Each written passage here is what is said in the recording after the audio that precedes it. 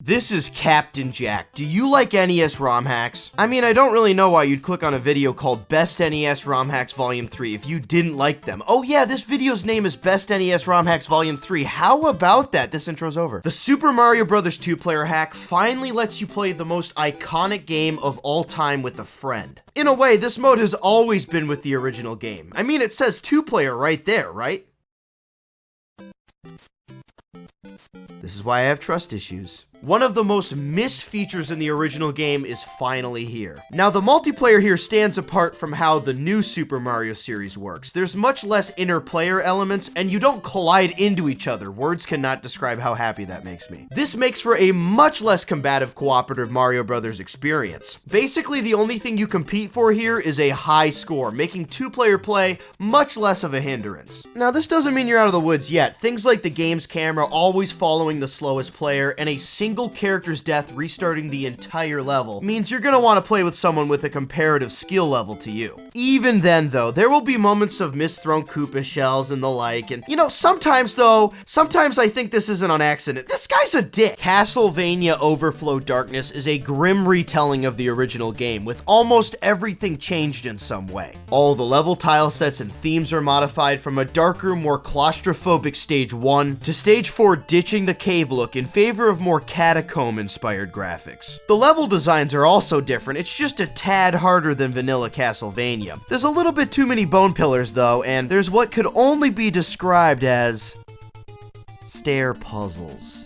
Almost all the enemies have been graphically touched up on, with some being completely swapped out. The bosses also have grim-looking remasters with two big changes. Gargoyles now occupy where the mummies used to be, and Frankenstein has been replaced with the last thing you see before death. Unlike with the enemy redesigns, this is obviously way more than just a new skin. These are completely different boss fights and are way harder than the originals. Except the gargoyles, they're actually pretty easy. Though nothing compares to the new Dracula graphics. His demon form looks absolutely terrifying now. This is like a before and after for swimming in acid. Couple this with a music reshuffling that almost plays all the music in reverse order, and Castlevania Overflow Darkness becomes the original's evil twin.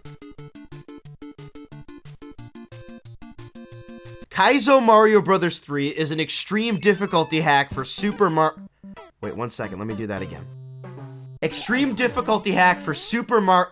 Nope, okay, just give me a second here. Okay. What?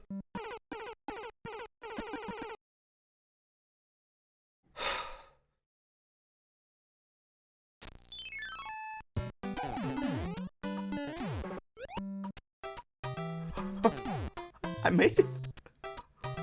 I made it?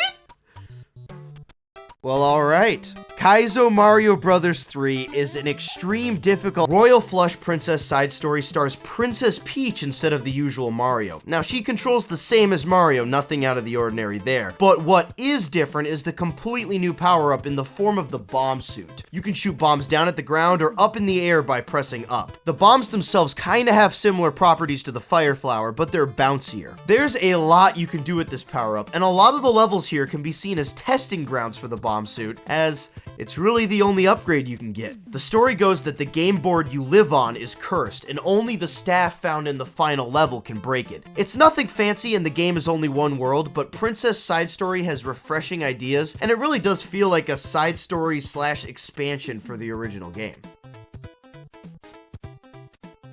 Rockman No Constancy is a Mega Man 2 ROM hack that replaces everything. Completely new levels with tile sets, usually inspired by assets from other games. The levels are some of the strongest fan-made Mega Man levels ever put to a hack. Notable standouts include Heatman Stage, a scorching desert that slowly descends into night as you progress, Woodman Stage, a winter forest with absolutely gorgeous pixel art, and Airman Stage, which now has a constant wind you have to seek shelter from in the mini structures found in the level. The bosses are mostly the same, besides maybe a palette swap, but the weapons you get from each boss are usually modified in some way. But of course, the most obvious change here is that Mega Man now sports custom sprites drawn in the Mega Man X style. An older version of this hack actually has the original sprites, and I'm not going to tell you what's better. There's the Mega Man X sprites, and then there's being wrong. The music is a medley of 8-bit remixes of mostly 16-bit era games, but it all sounds excellent. Rockman No Constancy has been around for ages, and there's a reason people still talk about it.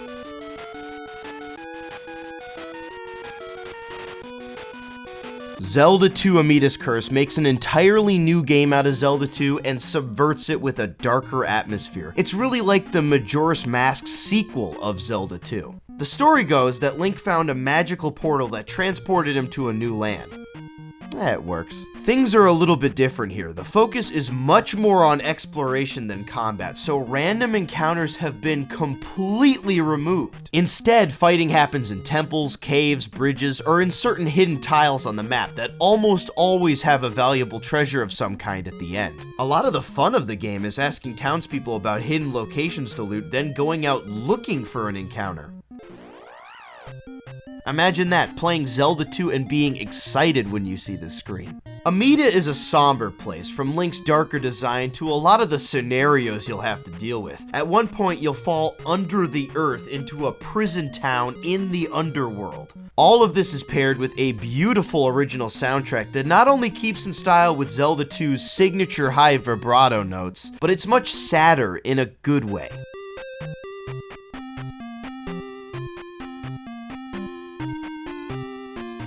The new palace theme captures this so well and is probably the best song here. Speaking of palaces, there are now 9 instead of the 7 found in the original game, and they're just as tricky as ever. You better talk to as many townspeople as you can for valuable information before you dare to walk into one of them. And yes, they actually give you real advice now. By far my favorite moment in one of these is when you get the item you came for, then turn around only to see the boss has blocked you off. Amida's Curse is brand new, but I don't think it's going away anytime soon. It goes above and beyond. There's even new box art for Amida's Curse, which fixes the problem the original Zelda 2 had, where, you know, reasonably, if you're like a stupid kid, you could buy Zelda 2 thinking it's Zelda 1. I mean, I didn't do that. No, I would never do that. Okay, I did that.